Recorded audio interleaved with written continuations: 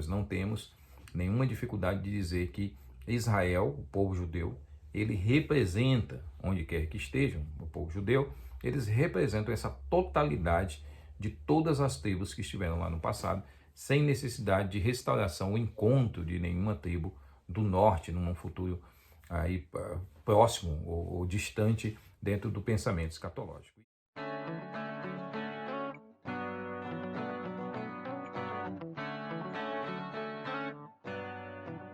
Que a graça e a paz do nosso Senhor e Salvador Jesus seja sobre todos nós.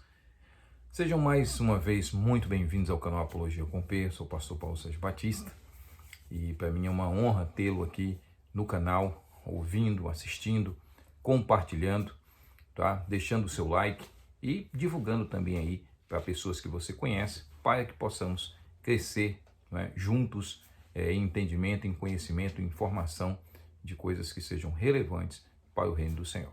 Vamos lá? A pergunta de hoje é: os judeus são um povo escolhido de Deus? Essa pergunta tem suscitado divisão, né, entre o povo chamado evangélico aqui no Brasil. Muitos cristãos entendem que Israel tem ainda um papel a cumprir dentro da história escatológica. Outros entendem que não existe mais uma razão escatológica, uma razão profética. Israel perdeu toda a sua posição ao ignorar o Messias manifesto, Jesus Cristo. Então, essa é uma questão muito discutida entre os evangélicos, né? E nós precisamos tentar achar aqui algumas respostas, principalmente as questões que nós encontramos na Bíblia de cunho profético. Primeiro, devemos pensar numa coisa: essa ideia de que existiam 10 tribos que se afastaram, que se perderam, e que somente o Reino do Sul é reconhecido, é entendido, é compreendido, e olhar para um judeu hoje é olhar para essa pessoa daqueles tempos, né, um descendente direto de alguém daqueles tempos bíblicos que nós lemos aí nas páginas do livro sagrado, né? É uma visão tanto ingênua, tanto do livro quanto da história. Nós devemos primeiro lembrar que logo no início dos conflitos após a morte de Salomão, com a divisão dos reinos entre norte e sul, você vai ver gradativamente, muitas pessoas saindo, grupos inteiros de todas as tribos do norte, vindo para o sul, tá? E aí eu convido você a fazer a sua leitura com bem atenção nesses aspectos no segundo livro das Crônicas. No segundo livro das Crônicas, você vai encontrar várias informações sobre isso, e eu gostaria de convidá-los para essa leitura, tá certo? Mas eu vou deixar aqui pelo menos 3 versículos ou 3 referências aqui para ajudá-los aí nessa pesquisa. A primeira se encontra no segundo livro das Crônicas, capítulo 11, versículos 13 a 17, quando vai falar que sacerdotes e outras pessoas fiéis, né, a Yahvé, saíram do reino do norte e se juntaram ao reino do sul por causa do centro cultural ou de fé que estava estabelecido em Jerusalém, que na divisão dos reinos, obviamente, ficou com Judá. Tá certo? Então, esse é um primeiro ponto importante. O segundo versículo está no mesmo livro de 2 Crônicas, capítulo 24, verso 5, quando se refere a Judá como sendo também Israel, ou todo Israel, sem aquela questão da divisão de Judá só como sul e Israel apenas como norte, tá? E aí, já mencionando isso, no período de Joás, tá certo? O 8º rei do sul. Uma terceira referência interessante sobre essa questão se encontra em segundo livro das Crônicas, capítulo 31, verso 6, quando fala em Israel, falando que Israel viviam, né, muitas pessoas que estavam ali voltadas para o reino de Judá, foram e habitaram em Israel, e nós vemos isso aí no período do rei Ezequias. Muitas pessoas tinham saído do reino do norte e estavam indo para o reino do sul, e ali viviam e se juntaram com essas tribos do sul. Ou seja, aquela ideia de que 10 tribos foram perdidas e 2 continuam, que suscitou tantos problemas teológicos e tantas ideias assim totalmente sem pé e sem cabeça, não é, no século XIX e começo do século XX também, é um fato, é uma fake no lugar de um fato, tá certo? Nós não temos nenhuma dificuldade de dizer que Israel, o povo judeu, ele representa, onde quer que estejam, o povo judeu, eles representam essa totalidade de todas as tribos que estiveram lá no passado, sem necessidade de restauração ou encontro de nenhuma tribo do norte num futuro aí próximo ou distante dentro do pensamento escatológico. Isso não existe, isso é uma interpretação boba que, como já falei, foi muito cultivada, mas que não tem respaldo na história e nem no texto bíblico. E aí nós temos que lembrar também, quando você olha um judeu, lembrar que existem aí, dentro dessa etnia judaica, né, das pessoas que se identificam como judeus, você vê os askenazes e os safarades, os askenazitas e os safaraditas. Os safaraditas parecem muito, né? Os safaraditas parecem muito com os povos árabes, né? E os askenazitas parecem mais com esse europeu, bem branco, né? Então você olha e percebe que há uma diferença e muitas vezes as pessoas pensam que os judeus foram um grupo etnicamente puro ao longo da história. E isso não é verdade, pessoal. Eles se misturaram com vários povos e basta você ir a Israel e olhar, não é? Eu já tive o privilégio de várias vezes e você percebe isso. Quando Israel, o país, foi reorganizado, né, na década de 40, em 48, você viu judeus vindo de todo lugar do mundo para se reunirem ali. E essas pessoas não têm um único padrão étnico. Se você der uma olhada, você vai ver isso com bem calma. Então, primeiro desmistificando isso. A segunda questão que nós temos que ver é o texto de Paulo em 1 Coríntios 10, 32. Paulo diz o seguinte: não vos torneis causa de tropeço, nem para os judeus, nem para os gentios, nem tampouco para a igreja de Deus. Ou seja, Paulo coloca, sim, três grupos, né? Ele vê três grupos que são os judeus, os gentios e a igreja. A igreja que não pode ser chamada de judeus, a igreja que não pode ser chamada de gentílica ou de gentios, e a igreja que não pode ser chamada de Israel. Essa igreja, né, que compõe a união, a junção de judeus e gentios. Então a igreja, ela não tem uma nacionalidade, a igreja não tem uma etnia, a igreja não tem nada com isso, né? Então a Bíblia é muito clara de dividir dessa forma. Agora, nós temos textos bíblicos, como esse do capítulo 37 de Ezequiel. Deus mostra um vale de ossos secos, ele vem falando da restauração, e apresenta esse vale de ossos secos e fala para ele profetizar sobre esse vale, e os ossos começam a se mexer, vão criando carne, cartilagem, enfim, vão tendo vida.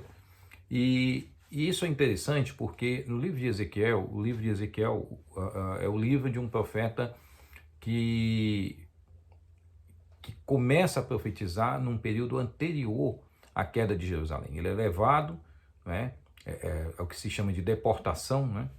Alguns chamam de um profeta da segunda deportação, e aí ele é levado para fora de Israel, e durante esse período, né, ele é levado ali por volta de 597, por volta de 593, mais ou menos, a cronologia aí seria que ele começa esse período dele profético. E Ezequiel é um profeta, portanto, que prega a restauração de um povo que, primeiro, não acreditava que ia ser levado para o cativeiro. Eles acreditavam que isso era impossível. Nós vemos isso claramente nesses profetas e como o povo encara o povo de Israel, o povo do Reino do Sul, né, que já tinha uma vasta quantidade do povo do Norte, já não tinha mais um povo do Sul, ou aquela ideia de duas tribos de Judá, né, compõem Judá, e o restante as tribos de Israel. Já expliquei isso aí com os textos de Crônicas. Então, já é essa junção de todos eles, formando o Israel de Deus. E aí nós temos um profeta que está trazendo uma palavra de restauração, de fortalecimento, para que aquele povo tenha uma esperança. uma esperança de que a incredulidade deles, o mal, a idolatria, tudo isso não é o fim. Ezequiel 37, então, começa mostrando isso. Na minha opinião, a ideia do Vale dos Ossos Secos não tem nada, mas nada a ver com qualquer ideia da restauração de um povo na década de 40, ou apontando para 48 como um ano profético, dentro dessa cronologia aí, de muitos irmãos sionistas que colocam a questão judaica como centro dessa questão bíblica. Eu não vejo que tenha necessidade com isso. Nós devemos lembrar que Ezequiel, dentro do contexto dele, está ali trazendo uma esperança para aquele povo, uma esperança de que o povo não terminará ali, não acabou, não é, a esperança deles, não acabou a existência deles, nada disso termina ali, e que existe um Deus que vai restaurar os fiéis, e que ali é um tempo não de desesperança, mas de esperança no Deus que os conduziu ao cativeiro por causa da sua desobediência. Mas logo depois, nos versos 21 a 28, eu gostaria de ler, só para você ter ideia, depois do Vale dos Ossos Secos, ele diz: dize-lhes, pois, assim diz o Senhor, eis que eu tomarei os filhos de Israel de entre as nações para onde eles foram, e as congregarei de todas as partes e os levarei para a sua própria terra. Ou seja, eles vão retornar. Eles retornarão. Farei deles uma só nação na terra, nos montes de Israel, e um só rei será rei sobre todos eles. Nunca mais serão duas nações, nunca mais para o futuro se dividirão em dois reinos. Ok? Eles já tinham ali os fiéis ficados no reino do sul, aqueles que buscaram, né? E agora o reino do sul, distanciado de Deus, caiu, como o reino do norte havia caído já em 722, debaixo do poder da Assíria. Agora nós estamos falando da queda dentro do período babilônico, certo? Nunca mais se contaminarão com seus ídolos, nem com as suas abominações, nem com qualquer das suas transgressões. Livrá-los-ei de todas as suas apostasias em que pecaram, e os purificarei. Assim eles serão meu povo e eu serei o seu Deus. No verso 25 ele diz: habitarão na terra que dei a meu servo Jacó, na qual vossos pais habitarão nela, ele e seus filhos, e os filhos dos seus filhos para sempre, e Davi, meu servo, será seu príncipe eternamente. Farei com eles aliança de paz, será aliança perpétua. Estabelecê-lo-eis e os multiplicarei, e porei o meu nome, o meu santuário no meio deles para sempre. O meu tabernáculo estará com eles, e eu serei o seu Deus, e eles serão o meu povo. As nações saberão que eu sou o Senhor, que santifico a Israel, quando o meu santuário estiver para sempre no meio deles.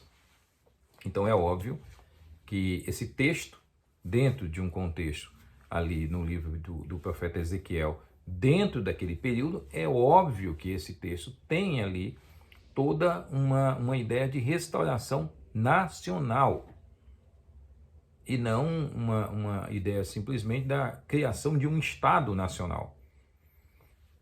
Até porque não havia essa ideia do Estado Nacional na cabeça deles. A ideia do Estado Nacional é uma ideia relativamente nova. Mas alguns dizem, não, mas o profeta diz que onde já se viu isso, uma nação, né? Uma nação surgir num só dia. O que nós temos que entender é o seguinte: o fato de ter tido uma resolução da ONU, a resolução da ONU que fez com que Israel fosse aceito como Estado, não é uma resolução de 48, mas uma resolução de 47, já de fevereiro de 47, e que tem toda uma discussão até chegar, tá? Já tinha uma aprovação de Israel como Estado, aí tem todo um conjunto de discussões até chegar a 48. Essa é a discussão que vai ocorrer ali para a formação do Estado de Israel. Quem quiser estudar mais sobre essa questão, pode ler esse livro da Sefer, um livro extremamente interessante, Mitos e Fatos, a verdade sobre o conflito árabe-israelense. Eu vou tentar deixar a descrição aqui para que você pesquise. É um livro fantástico para quem quer aprender todas essas discussões aí, ou pelo menos ter um conjunto de informações bem interessantes sobre todo esse processo, tá? Sobre o conflito árabe-israelense que está tão em voga hoje. Então nós temos um texto que fala sobre esse futuro, temos um texto bíblico ali, uma profecia que menciona sobre isso, tá? E a grande questão é, isso foi em 48? Certamente não. Devemos lembrar que houve um decreto de Ciro. Ciro fez um decreto, depois do Império Babilônico, nós temos o período persa. E aí Ciro faz um decreto permitindo que os judeus retornem. Né? Um dos livros que trata esse contexto histórico de forma bem interessante é tanto Esdras quanto Neemias. E aí a construção do templo lá no período de Zorobabel. Então nós temos ali uma restauração de Israel e que ficou na sua terra durante muito tempo. Os judeus também no cativeiro foram curados desse tipo de idolatria. Você vê que Jesus criticou os judeus por várias questões, mas nunca os chamou de idólatras, nunca falou que eles cultuavam imagens, ou seja, isso foi algo que foi tratado dentro do seio da nação. Agora, existe um plano futuro para a nação de Israel? Isso é claro em textos como o capítulo 11 do livro de Romanos. Nós não temos como negar em Romanos 11 que exista sim um projeto de Deus para a nação de Israel. Até porque, vejam os versículos, eu vou ler alguns versículos do capítulo 11 de Romanos, só para vocês entenderem melhor. Olha, falando de Israel, Paulo diz, olha, se a transgressão deles, transgressão da nação, redundou em riqueza para o mundo e o seu abatimento em riqueza para os gentios, quanto mais a sua plenitude. Lembrem-se que antes ele vai dizer que Deus permitiu que isso ocorresse para pôr em ciúme os judeus com relação aos gentios. No versículo 15, ele diz, porque se o fato de terem sido eles rejeitados trouxe reconciliação ao mundo, o que será o seu restabelecimento se não vida dentre os mortos? Opa! Então ele diz, olha, se o fato deles terem rejeitado, se a nação ao rejeitar trouxe reconciliação ao mundo, porque a mensagem chegou a esses gentios e a igreja surge, né? Com todas essas pessoas, judeus e gentios, ele diz, porque se o fato de terem sido rejeitados trouxe reconciliação, que será o seu restabelecimento se não vida dentre os mortos? Opa! Haverá um restabelecimento. Paulo crê e Paulo ensina sobre isso. Verso 17. Se porém alguns dos ramos foram quebrados e tu sendo oliveira brava, que é que é o gentil, né? Fostes enxertado em meio deles e te tornaste participante da raiz da seiva e da oliveira. Verso 18. Não te glories contra os ramos, porém se te gloriares, sabes que não és tu que sustenta a raiz, mas a raiz a ti. Dirás, pois, alguns ramos foram quebrados para que eu fosse enxertado. Bem, no verso 20 ele diz, bem, pela sua incredulidade foram quebrados. Tu, porém, mediante a fé, estás firme. Não te ensoberbeças, mas teme. Paulo está dizendo para a igreja aqui, olha, vocês que são gentios, vocês que foram enxertados e agora são povo de Deus. Vocês se tornaram povo de Deus graças também ao povo judeu. Jesus era um judeu. Os escritores bíblicos, na sua vasta maioria, e aí quando nós estamos falando disso aqui, nesse período, não existe Novo Testamento. Então os escritores bíblicos são escritores de nacionalidade, de etnia judaica. E aí ele chama a atenção para tudo isso, dizendo, prestem bem atenção, não desprezem os judeus. Versos 25 e 28, ele termina dizendo o seguinte, porque não quero, irmãos, que ignoreis este mistério, tá certo? Ele chama isso aqui de mistério, para que não sejais presumidos em vós mesmos, que veio o endurecimento em parte a Israel, até que haja entrada a plenitude dos gentios. Eles foram endurecidos até que entrasse a plenitude dos gentios, ou seja, até que um grupo, que a grande maioria que constitui a igreja, que são os gentios, tá certo? Chegassem ao conhecimento da verdade de Deus. E aí ele fala no verso 26, e assim todo Israel será salvo. Como está escrito, virá de Sião o libertador, que apartará de Jacó as impiedades. Ele cita o texto lá de Isaías 59, versos 20 e 21. Esta é a aliança com eles quando eu tirar os seus pecados. E aí ele cita um texto de Jeremias 31, 33 e 34, pessoal. Nós estamos falando do Isaías e do profeta Jeremias, que são profetas que trazem uma palavra para a nação. Para a nação. E ele menciona isso como algo futuro. Tá? Esta é a minha aliança com eles quando tirar os seus pecados. Verso 28. Quanto ao evangelho, são eles inimigo por vossa causa. Quanto, porém, à eleição, amados por causa dos patriarcas, porque os dons e a vocação de Deus são irrevogáveis. Então, isso é o que a palavra de Deus nos diz sobre a importância de Israel. Ou seja, existe sim um espaço dentro do plano divino para Israel. Esse espaço dentro do plano divino para Israel está relacionado à igreja hoje? Não. A igreja hoje é que é chamada de povo de Deus. Mas lembre-se, Deus não esqueceu de Israel. E ele tem um pacto com ele. Por isso que um dia haverá uma conversão. Um dia olharão para aquele a quem transpassaram, como diz no começo do livro de Apocalipse. Um dia lamentarão por ele. E um dia se achegarão a ele. Um dia haverá uma conversão nacional. É isso que eu creio, é isso que eu vejo claramente nesses textos aqui. E eu espero que isso possa ajudar você a, primeiro, entender que os judeus hoje não têm nada de nenhum valor acima de qualquer aspecto que a igreja possua, no sentido espiritual. Os judeus estão afastados de Deus, os judeus rejeitam o Messias, os judeus não creem em nada dentro do Novo Testamento e apesar de terem surgido tantos falsos messias ao longo da história do judaísmo, o mais odiado tem sido até hoje Jesus Cristo. Que Deus ajude muitos judeus a entenderem a fé, que Deus auxilie Israel a sair desse momento tão angustiante que tem sido e que nós lembremos de orar pelo povo judeu. Lembremos de orar também pelos árabes. Lembremos de orar por todos os povos, porque a igreja não tem partido. A igreja só vê pecadores perdidos que precisam ouvir a mensagem do Evangelho e conhecer e ter um relacionamento com o Cristo que salva. Que Deus abençoe a todos, que Deus possa fortalecer a cada um de vocês e lhes conceder uma semana abençoada.